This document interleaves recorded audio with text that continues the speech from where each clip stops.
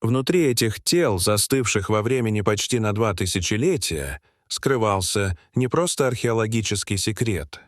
Там, в микроскопической структуре костей и зубной эмали, был спрятан своеобразный код, который противоречил почти всему, что человечество привыкло считать истиной о прошлом, о здоровье древних людей, о жизни и смерти и даже о самой ткани истории. Когда искусственный интеллект, машина, не обремененная человеческими предубеждениями и устоявшимися представлениями, проанализировал данные компьютерной томографии жертв Помпей, он выдал результат, который заставил исследовательскую команду в полном молчании смотреть на экран. Первой мыслью была ошибка. Сбой алгоритма, искажение данных. Возможно, программа просто дала сбой. Однако повторные проверки, перекалибровка оборудования и новые запуски анализа снова и снова давали тот же результат. Машина не ошибалась. Ошибалось человечество. Причем на протяжении многих столетий. Истина, запертая в этих вулканических гробницах почти 2000 лет, оказалась не просто удивительной археологической деталью. Она была откровением, способным изменить целые главы наших знаний о Римской империи. Эта история — не просто рассказ о древнем городе, уничтоженном катастрофой. Это расследование того, как цифровой разум, созданный людьми из кода и кремния, заставил нас снова взглянуть в лицо далекому прошлому и увидеть там не то, что ожидалось, а то, что действительно было. Чтобы понять масштаб трагедии, нужно сначала представить блеск жизни, которую она уничтожила. Помпеи в 79 году нашей эры были вовсе не провинциальным городком. Это был богатый и оживленный курорт на берегу Неаполитанского залива. Улицы города были вымощены массивными плитами вулканического камня, отполированными колесами тысяч повозок. В воздухе смешивались запахи морского бриза, свежего хлеба из многочисленных пекарен, благовоний из храмов и резкий аромат гарума, знаменитого рыбного соуса, который производили здесь и отправляли по всей Римской империи. Жизнь бурлила на форуме. Здесь заключались сделки, обсуждались политические новости и вершилось правосудие. Под колоннадами богатые патриции в белых тогах обсуждали события в Риме, пока рабы спешили с поручениями своих хозяев. В городе были театры, огромный амфитеатр и десятки термополиев, древнеримских закусочных, где можно было купить горячую еду и вино. Роскошные виллы украшали фрески и внутренние сады с фонтанами. Но под этим блеском цивилизации земля уже подавала тревожные сигналы. Гора Везувий, которую жители считали просто плодородным холмом с виноградниками, на самом деле была спящим вулканом. За 17 лет до катастрофы, в 62 году нашей эры, мощное землетрясение уже разрушило значительную часть города. Философ Сенека писал о панике и разрушениях. Однако жители Помпей восприняли это лишь как несчастный случай. Город быстро восстановили. В последующие годы происходили небольшие толчки. Колодцы иногда пересыхали. Из трещин в земле выходили сернистые газы. Животные вели себя беспокойно. Но люди привыкли игнорировать эти знаки. Утром 24 августа 79 года ничто не предвещало беды.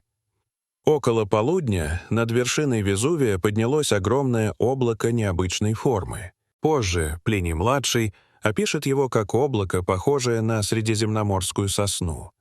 Это было начало катастрофы. Давление внутри вулкана выбило пробку, закупоривавшую жерло. В атмосферу вырвался гигантский столб газа, пепла и пемзы высотой более 30 километров. Затем начался каменный дождь. На город падали куски пемзы размером от горошины до кулака. В течение нескольких часов слой материала увеличивался на десятки сантиметров. Крыши домов начали рушиться под тяжестью падающих камней. Многие жители погибли именно на этом этапе. Но самое страшное было впереди. Когда эруптивная колонна потеряла устойчивость, со склонов вулкана сорвались пирокластические потоки, раскаленные облака газа, пепла и обломков, движущиеся с огромной скоростью. Первая волна уничтожила Геркуланум.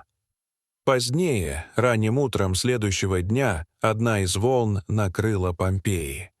Температура внутри потока достигала примерно 300 градусов. Люди погибали почти мгновенно. Воздух обжигал легкие. Тепловой удар убивал за секунды. После нескольких таких волн город оказался погребен под многометровым слоем пепла.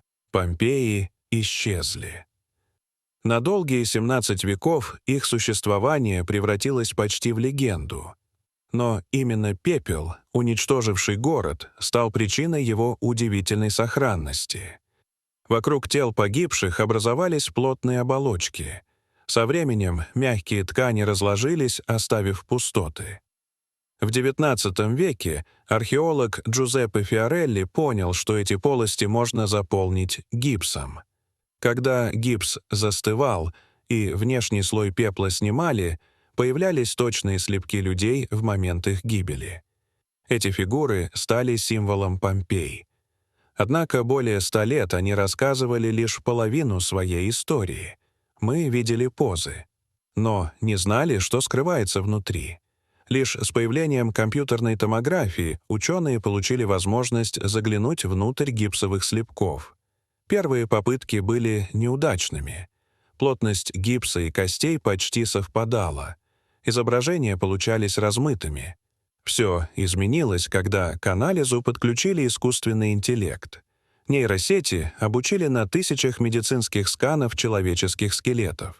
Алгоритм научился распознавать мельчайшие различия в структуре костной ткани. Когда систему применили к сканам Помпей, она смогла выделить кости внутри гипса и реконструировать целые скелеты. Первые результаты удивили исследователей. Зубы многих жертв оказались практически идеальными, без кариеса и серьезного износа. Позже это объяснили особенностями питания и высоким содержанием фтора в местной воде. Анализ также показал, что некоторые известные интерпретации были ошибочными.